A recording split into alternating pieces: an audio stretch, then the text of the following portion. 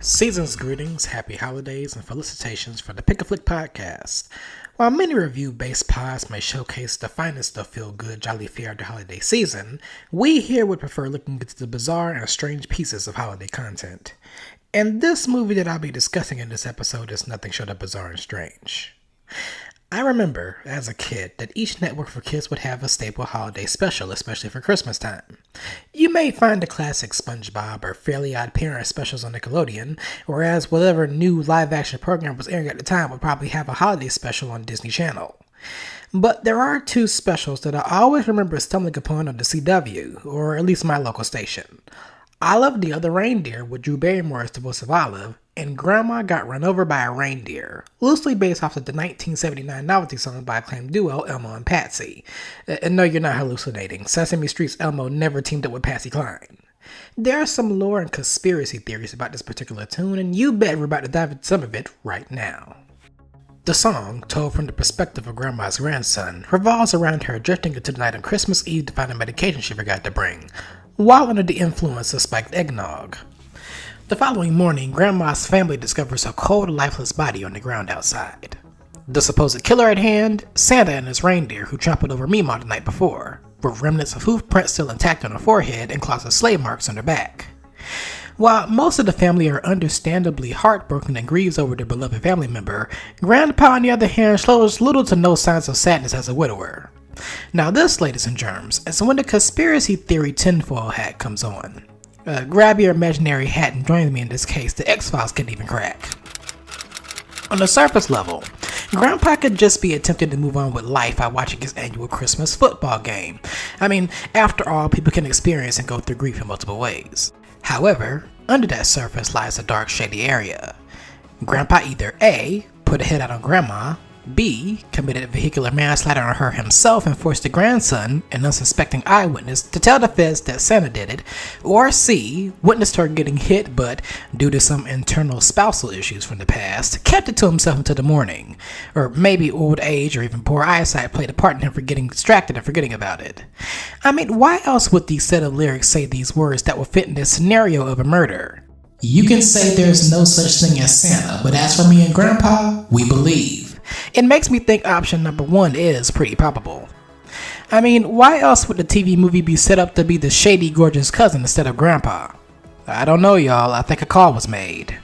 But let's dive into the special, which celebrates its 25th anniversary and for some odd reason was initially released on home media in Halloween 2000. And take a look at how the producers were able to stretch a 3.5-minute song to a 45 minutes worth of content featuring the most pressing whodunit in holiday history. The special immediately opens with Grandma getting her skull caved in by Santa's sleigh, with the narrator referring to the act as incredible. Hopefully he's talking about seeing Santa for the first time. By the way, we have a dual voiceover performance from the original songwriter Dr. Elmo, who voices both Grandpa and the narrator. We flash back to the days leading up to Christmas Day as the family of Spankenheimers, yes, that's their name, are anticipating the holidays. Grandma owns a store that is still self-owned by her, and not wealthy businessman Austin Bucks, get it because he has the bucks, who tries to reason with Grandma so he can get a hand in her business. The aforementioned shady yet gorgeous cousin Mel also tries to convince Grandma to sell, stating that selling the store to Mr. Bucks would be good and she shouldn't take the warnings of her grandson Jake to heart. However, this backfires as Grandma stands her ground on keeping the store afloat on her own, even though she sometimes contemplates the thought of retiring sometimes. The contemptuous cousin isn't going down without a fight, however, so she plots a scheme where she messes with Grandma's popular fruitcake so they drop in sales. On Christmas Eve, Jake witnesses Grandma getting hit and run by Santa's reindeer, but the family aren't exactly sold on his revelation. Which is weird because she's literally inches away outside. They could have just opened the door and took a look out, but no, they'd rather have a talk about Jake having Santa lover syndrome, something that's completely normal for kids everywhere. Everybody in this family is negligent over Grandma. Even Grandpa witnessed it, but he breaks down the story as if he was doing sports coverage on ESPN. Again, are we sure we shouldn't suspect him?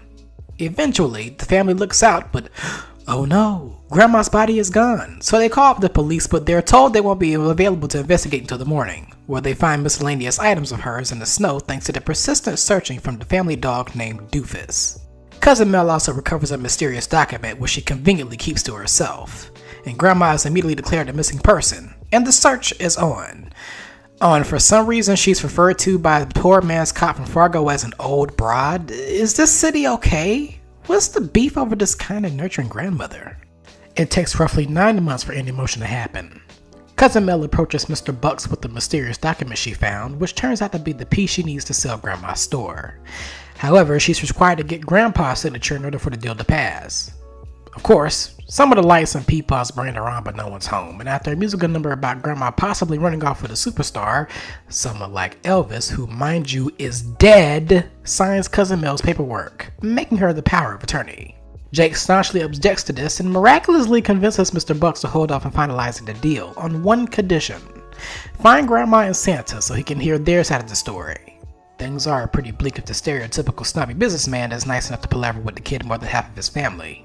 It's revealed that Grandma was taken to the North Pole by Santa after the accident and has since developed a case of amnesia and can't remember anything from her past life. How did Jake get this info? By sending an email on AOL to the North Pole with his Christmas wish being that he could see his grandmother once again. And that I can feel wholeheartedly. Later, Quincy, one of Claus's grown-ass elves, crosses into this little kid's window at night and asks him, "Would you like to find your grandma?" Jake goes along and convinces his amnesia-ridden grandmother to join him in stopping the deal. You just got to for it. No, Grandma, that's not your other grandson, Jake. Oh, see, for the We'll talk about that later. Mr. Bucks meets with Santa, who sways his decision on buying Grandma's store after recalling Bucks' Christmas wishes as a kid, and telling his side of the Christmas Eve story. However, Cousin Mel catches wind of this and conspires another plot.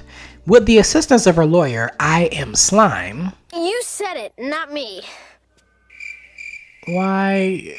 just why... Grandma is sent to a hidden cabin, being deemed a missing person once more. Santa is then arrested and put on trial for kidnapping, abandoning the scene of the crime, and slahicular negligence. That's right, folks. Santa Claus was sent to jail instead of, sending the whole world into mass hysteria, realizing that he's a real person. The next musical number is probably the most memorable part of this entire special.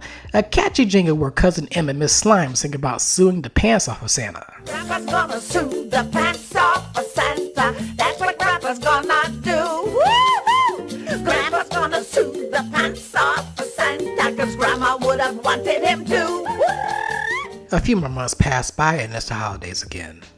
Jake's sister and Grandpa start to suspect that, dun dun dun, Cousin Mel may have a hand in Grandma's second disappearance. With Quincy the creepy elf in tow, Grandma is discovered in the hidden cabin and Jake successfully recovers her memory. How did he do that, you wonder? Well, the power of Grandma's fruitcake, of course. And under further inspection of Cousin Mel's tampered version, it's discovered that the ingredient added apparently detracted Santa's reindeer, hence Granny getting whacked that fateful Christmas Eve. The final act of this movie is basically a courtroom drama focusing on Santa's trial. The evidence proves Santa Claus is responsible for Grandma's disappearance. So, if the beard fits, you must convict. Would kids back then even be aware of O.J. Simpson and his crime that he didn't commit? It would be like a cartoon from my time as a little kid referencing one of the biggest serial killers I knew of from magazine covers in the store. You know him, Tiger Woods. But back to Santa's trial, Jake, Grandpa, and Doofus the dog brings a series of evidence to support Santa's case, which proves to be helpful in finding Santa innocent and Cousin Mel guilty on all charges. All's well that ends well for the Spakenheimer tribe. Austin Bucks offers to invest in franchise Grandma's store nationwide, while the family commends Jake for his persistence in finding Grandma, as they should.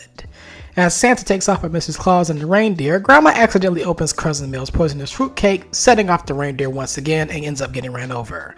But this time she shakes off the hit and remains conscious this time as Jake and Grandma help her off the ground. And that's the special. How utterly bizarre of a fever dream this special is.